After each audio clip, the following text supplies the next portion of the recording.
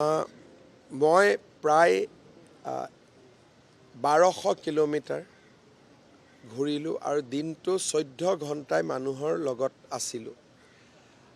মই নাভাবোঁ যে অসমৰ কোনোবা মুখ্যমন্ত্ৰী অসমৰ ৰাইজে ইমান আশীৰ্বাদ দিছে। ভোট দিব পাৰে, ভোট দিয়াটো ডিফাৰেণ্ট কথা, আশীৰ্বাদ দিয়াটো ডিফাৰেঞ্চ কথা।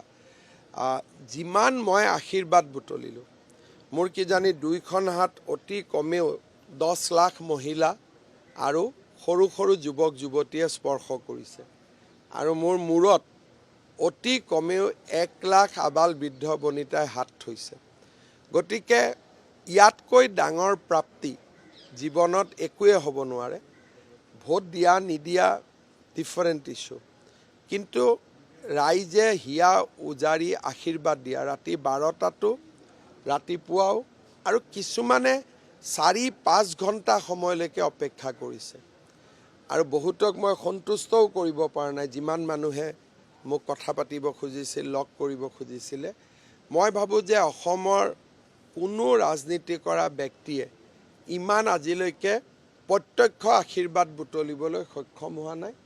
মোৰ জীৱনৰ এক অনন্য অভিজ্ঞতা আৰু এই অভিজ্ঞতাই মানুহক সাহসীও কৰে, আত্মবিশ্বাসো কৰে আৰু এট দ্য ছেইম টাইম মানুহক হাম্বলো কৰে।